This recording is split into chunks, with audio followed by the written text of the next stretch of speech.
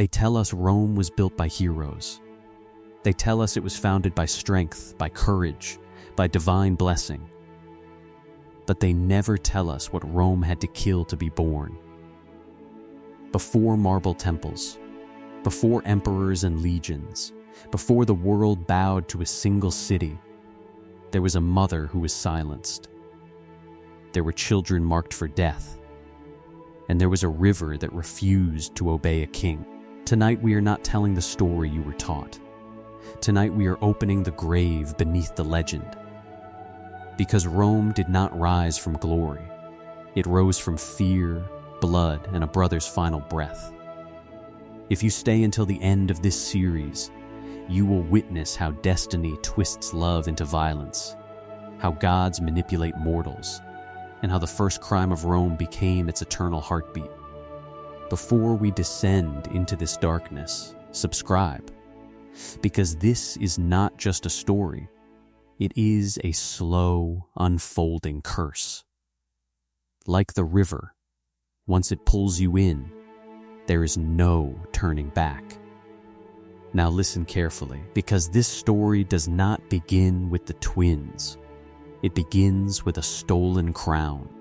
Before the empire, before the legions, before the world bent its knee to a single city, there was fear, there was theft, there was a crown taken in the dark, and a man who knew deep in his bones that stolen power is never truly owned. It is only borrowed, trembling, waiting to be reclaimed. Alba Longa stood ancient and watchful beneath the stars, a city built not merely of stone, but of ancestry. Every ruler there traced his blood back to Aeneas, survivor of Troy, son of Venus herself. Kings did not rule Alba Longa by force alone. They ruled because fate allowed them to. And that was precisely why Romulus could never sleep. He had taken the throne from his brother Numitor with calculated precision, not in open war, but in quiet betrayal. Numitor had ruled with patience, with restraint, with the kind of legitimacy that does not need to shout. Romulus ruled with clenched teeth and sleepless nights. He watched shadows too closely. He listened for footsteps that were not there, because he understood something terrible. Blood remembers. So he cut the future out by the root. Numitor's sons were executed, their lives erased before they could grow into threats. Their deaths were swift, unceremonious, hidden from the people. Alba Longa learned to forget them, because forgetting was safer than asking questions. Only one threat remained, a quieter one, a living one. Rhea Silvia, she carried no weapon. She raised no army. And yet she terrified Romulus more than any blade ever could. Because she carried possibility. Because her body was a doorway through which the future could return. He did not dare kill her outright. The gods watched too closely for that. Instead, he chose a punishment disguised as holiness. Rhea Silvia was forced to become a Vestal virgin, sworn to eternal chastity, bound to a sacred flame she could never touch. Her womb claimed not by choice, but by fear. It was not devotion. It was imprisonment, dressed as virtue. They called it honor. She felt only silence. Night after night, she lay awake beneath the cold ceiling of the temple, listening to the breath of a life that had already been decided for her. And it was in that silence that something came. Some say it was Mars, god of war, father of Rome, stepping down from the heavens to plant his seed in mortal flesh. Others say it was no god at all, only terror and loneliness given shape. Rhea Silvia never clarified. She only spoke of iron in the air, of a presence too heavy to resist, of fate pressing down upon her like a hand that would not let go. When her pregnancy was revealed, the city froze. A Vestal virgin with child was not merely a scandal. It was a rupture, a sign that vows meant nothing to the powers moving beneath the world. Romulus did not hear divinity in it. He heard his own death echoing forward in time. The twins were born quietly, without celebration. without names spoken aloud. 2 boys, identical, breathing, alive. Everything Amulius feared made flesh. He ordered them destroyed before the sun could set. No trial, no mercy, no hesitation. And yet even the cruelest commands must pass through human hands. The servant chosen to drown the infants carried them to the river Tiber at dawn. The water was high, restless, swollen with rain. It would have been easy, too easy. He looked at their faces, wrinkled, screaming, impossibly alive, and something fractured inside him. Perhaps it was pity, perhaps fear of the gods, perhaps the quiet understanding that some acts do not wash off, no matter how deep the river. He did not kill them. Instead, he placed them in a basket and let the river decide. The Tiber surged, violent and hungry, as it had swallowed so many before. It should have claimed them. It should have erased them without effort. But the river slowed, as if listening. The basket drifted, caught among reeds, grounded at the base of the Palatine hill. The water withdrew, leaving the twins alive beneath an open sky. No cradle, no crown, only fate, watching patiently. From the trees came movement. A shadow slipped between roots and stone. A she-wolf emerged, ribs visible beneath her fur, hunger burning in her eyes. She approached the basket, sniffed the air, and paused. This was no ordinary beast. She did not bare her teeth. She did not strike. She lay down. The twins fed from her as if the wilderness itself had claimed them, as if Rome's first mother was never meant to be human. In that moment, something ancient took hold. Rome would not be raised gently. It would be raised by teeth, by survival, by the law of the wild long before it learned the law of men. Days later, a shepherd named Faustulus found them. He stood frozen, watching the impossible. Children alive, a wolf standing guard, silence heavy with meaning. He took them home, knowing he was either stealing from the gods or preserving their will. He named them Romulus and Remus, unaware that he had just named the future. They grew among flocks and forests, raised on dust and sun and struggle. They learned to fight before they learned to obey. They learned strength before they learned restraint. And though they did not know their origin, something in them always reached for more. They were not content to follow. They were not built for quiet lives. Romulus watched the horizon like it owed him something. Remus laughed at danger, daring it to try harder. Together, they were unstoppable. Together, they were dangerous. They fought bandits, defended the weak, led other shepherds like kings without crowns. Men followed them without knowing why. Authority clung to them like a shadow. And yet, beneath the bond of brotherhood, tension grew. 2 hearts, shaped by the same fate, beating toward different ends. Romulus believed in destiny.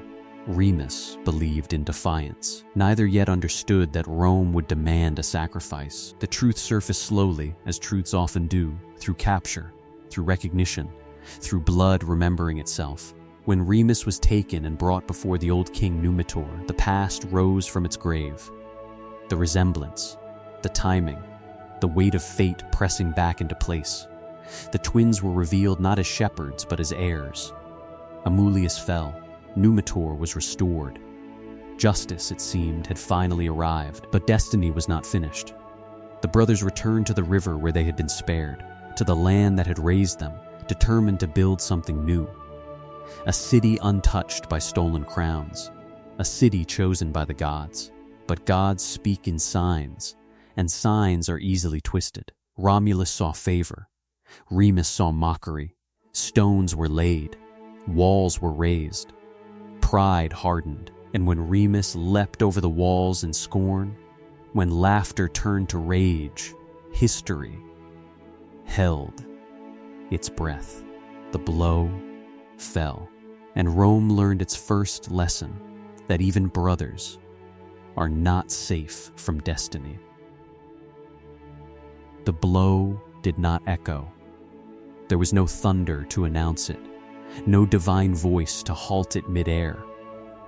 There was only the sound of flesh meeting flesh, the sudden shock of impact, and the silence that followed when Remus fell backward onto the raw earth he had mocked only moments before. His body lay twisted near the unfinished wall, eyes wide not with pain but with disbelief, as if he had expected the world or his brother to stop before it was too late. Romulus stood over him, breath ragged, hands trembling, staring down at the thing he had done and the thing he had become in the same instant. The city had demanded a price. Fate had named it, and without ceremony, without mercy, the price had been paid. Remus did not curse him. Remus did not cry out to the gods.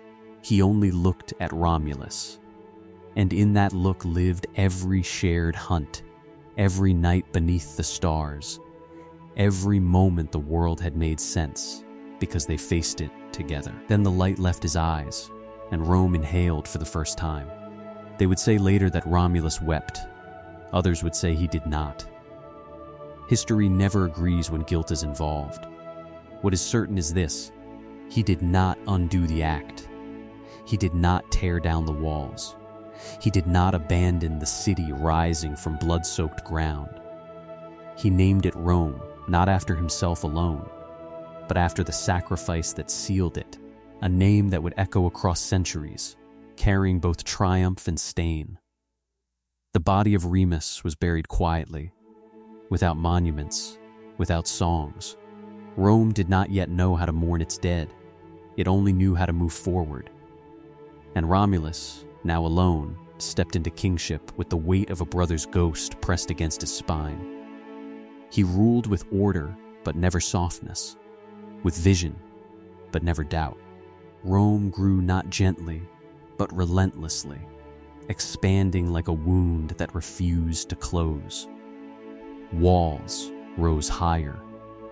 Laws hardened. Men learned that belonging to Rome meant obedience, and opposing it meant disappearance. The city remembered its birth, even if its people tried not to. At night, Romulus dreamed of the river. He dreamed of water slowing where it should not have. He dreamed of a wolf watching silently from the trees. He dreamed of a wall, forever unfinished, forever leapt over. Some say Mars favored him still. Others say the gods turned away the moment brother killed brother. Perhaps both are true. Perhaps Rome was always meant to stand between blessing and curse, never fully belonging to either. Years passed. Rome swallowed neighboring lands, absorbed other peoples, rewrote their gods into its own image. It learned how to conquer, how to justify, how to call necessity what was once unthinkable. Violence became policy. Blood became currency. And beneath every triumph lay the same quiet truth. Rome knew how to kill what it loved. When Romulus vanished, some say taken by a storm, others say torn apart by his own senators, the city barely paused. Kings would come and go, republic would rise, empire would follow. Rome learned how to replace men, but never how to escape its beginning. And always, in stone and bronze, the she-wolf remained, nursing two infants who would never grow old together. A reminder carved into the heart of the city that before law, before empire, before glory, there was hunger, fear, and a choice made too late to take back. They will continue to tell you Rome was eternal. They will tell you it was destined. They will tell you it was glorious. But now you know what it cost. Because Rome was not founded by heroes alone. It was founded by a brother who lived and a brother who did not. And the ground has never forgotten. If you listen closely, even now, you can hear it. Beneath the streets, beneath the ruins, beneath the empire's bones. A river still whispering. A wolf still watching, and a city forever standing on the moment it chose blood over love. Rome did not pause to ask whether it had chosen correctly. Cities never do. They move forward, carried by the momentum of their first sin, and every stone laid afterward is an argument in its defense. Romulus understood this, even if he could never say it aloud. To hesitate would be to admit that the wall should never have been built, that the blow should never have fallen, and so he ruled as men who cannot afford regret always rule, by transforming guilt into law. He gathered the lost, the exiled, the violent, the unwanted, and offered them something simple and dangerous: belonging. Rome would be a city for those who had nowhere else to go. Criminals, runaways, broken men, all were welcomed, not out of mercy, but out of necessity. A city born from blood could not be sustained by innocence. It needed numbers. It needed loyalty bought not with kindness, but with fear of losing the only home it would ever offer. And still, Rome lacked something essential: women. A city of men is a city already dying. Romulus knew this as clearly as he knew the weight of his brother's absence. Treaties were proposed, alliances suggested, but Rome's neighbors looked upon the city with suspicion. They saw its origin written plainly in its walls. They saw a place that rose too fast, fed on violence, ruled by a man whose hands were not clean. No one wished to bind their daughters to such a future. So Rome took what it could not receive. The festival was announced with music and games, laughter drifting like incense over the hills. Neighbors arrived unarmed, unafraid, believing themselves guests. When the signal was given, Rome revealed itself. Women were seized, families shattered in an instant, hospitality turning to terror before the echo of celebration had faded. This, too, became law. They would later call it the rape of the Sabine women, softening the crime with ritual language, pretending necessity absolved cruelty. But in that moment, Rome was only repeating what it had already learned at its birth: survival justifies violence, and power decides what is remembered kindly. War followed, as it always does when blood is taken without consent. Fathers came for daughters, husbands came for wives. And Rome stood its ground, walls firm, soldiers ready, king unyielding. The women themselves intervened, stepping between swords and shields, pleading for peace between the families they had lost and the city that now owned their future. Rome learned another lesson then: not compassion, but strategy. Even mercy, when it appears, must serve the city. Romulus ruled for years, though time behaved strangely around him. Some said he grew distant, more symbol than man, as if the city itself had begun wearing his shape. Others whispered that the gods were watching closely, weighing whether his crime had fulfilled or defied their will. When the storm came, it came suddenly. The sky darkened, thunder tore the air apart, and when it cleared, Romulus was gone. No body was found. Some claimed Mars had taken him, lifting him into the heavens to join the gods as reward for founding Rome. Others murmured that the senators, tired of a king who could not be controlled, had torn him apart and scattered his remains, erasing the man while preserving the myth. Rome accepted both versions. It learned once again how to live with contradiction. Kings followed, then consuls, then emperors. Rome shed its old skin again and again, but it never shed its memory. The pattern remained: power seized, rivals erased, violence sanctified by tradition. Every expansion echoed that first boundary crossed, that first body falling beside an unfinished wall. Brother would rise against brother, generals against fathers, sons against emperors. Rome would call it politics. History would call it inevitability. But beneath every betrayal ran the same ancient current, flowing quietly, patiently, like the river that once refused to kill. And if you walk those ruins today, if you stand where the Palatine Hill still catches the light, you might feel it. Not pride, not glory, something heavier, something older, a reminder that civilizations, like men, are not judged only by what they build, but by what they are willing to destroy to keep building. Rome endured. That much is true. But endurance is not innocence, it is survival. And survival, from the very beginning, was written in the blood of two brothers who should have ruled together, and never could. Long after Romulus vanished into storm or silence, long after kings were replaced by councils and councils by emperors, Rome continued to insist that it had escaped its beginnings. Marble replaced mud, law replaced instinct, reason replaced myth, or so it told itself. But cities, like men, do not outgrow their childhood wounds. They merely learn how to dress them in finer language. Every triumph Rome celebrated carried a shadow shaped like Remus. When the Republic was born, they said it was freedom, but it was also in killing another brother, Tarquin driven out. Blood spilled in the name of justice. The old order buried so a new one could rise. The pattern was already familiar.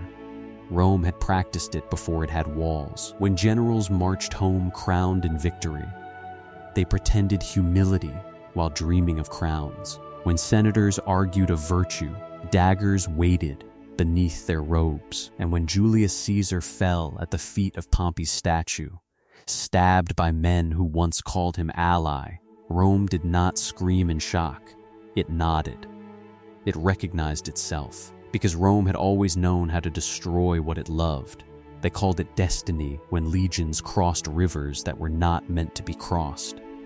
They called it order when entire cities burned so Rome could sleep safely. They called it peace when silence followed slaughter. And the world, battered and afraid, learned to accept Rome's language as truth. Yet beneath the words, beneath the laws carved into stone, the old symbols remained. The she-wolf still watched from bronze and myth, nursing two infants forever frozen in a moment before choice, before jealousy, before the wall. She became an emblem of strength, of protection, of origin. But she was also a warning Rome never fully understood. The wolf did not choose between the twins. Men did. Rhea Silvia's name faded into footnotes, spoken rarely, softly, as if her suffering were an inconvenience to the grandeur of what followed. The mother was forgotten so the city could celebrate the sons. Even in memory, Rome learned which voices to silence, and the river Tiber kept flowing. Empires rose along its banks. Temples crumbled into dust. Gods were replaced by new gods, and then by one god, and then by none at all. Still the river moved forward, indifferent to banners and borders. It had carried kings, corpses, ashes, prayers. It had seen Rome at its weakest and its strongest, and it never told which it preferred. Sometimes, in the quiet hours before dawn, when the city was not yet awake enough to lie to itself, Romans felt it. The strange unease, the sense that greatness had been purchased too cheaply, too early, too violently. They built monuments to drown it out. They wrote histories to smooth the edges. They told the story again and again until it sounded like pride instead of confession. But myths do not exist to hide truth. They exist to contain it. Romulus and Remus were not just founders. They were a mirror, a warning cast backward into time, showing Rome exactly what it would become if it continued forward without mercy. a city that could rule the world, but never rule itself. A civilization capable of law, art, philosophy, and casual annihilation. Even as Rome fell, even as its empire fractured and its stones were stolen to build other dreams, the story endured because it was never only about Rome. It was about power. It was about fear of replacement. It was about what happens when survival becomes sacred and love becomes optional. And that is why the story still whispers to us now. Because every city, every nation, every empire begins with a choice. A moment where something fragile is placed beside something ambitious, and only one is allowed to stand. We like to believe we would choose differently, that we are wiser, that history has taught us something. But history does not teach, it records. And the first record Rome ever made was written not in ink, but in blood, beside a wall that was never meant to divide brothers. Somewhere beneath the ruins, beneath the streets, beneath the centuries, the echo still lingers, not of a blow, but of a question Rome never answered. Was it worth it? The river does not reply, the wolf does not speak, and the city, vast and silent now, leaves the judgment to us. Because the story of Romulus and Remus was never meant to end. It was meant to repeat. The repetition is what Rome never escaped. Not the names, not the faces, not even the violence itself, but the reasoning. Always the reasoning. Always the quiet, careful voice that said, this time it is necessary, this time it is different, this time the blood will buy peace instead of demand more blood in return. Rome mastered that voice. It taught it to speak beautifully. It carved it into marble and called it law. And so the story of the twins did not remain a memory. It became a pattern. Every time Rome stood at a threshold, it remembered, though never consciously, that it had crossed worse before. When land was taken, when people were displaced, when entire cultures were folded into Rome's image or erased entirely, the city did not see cruelty. It saw continuity. The wall had been jumped once. The blow had been struck once.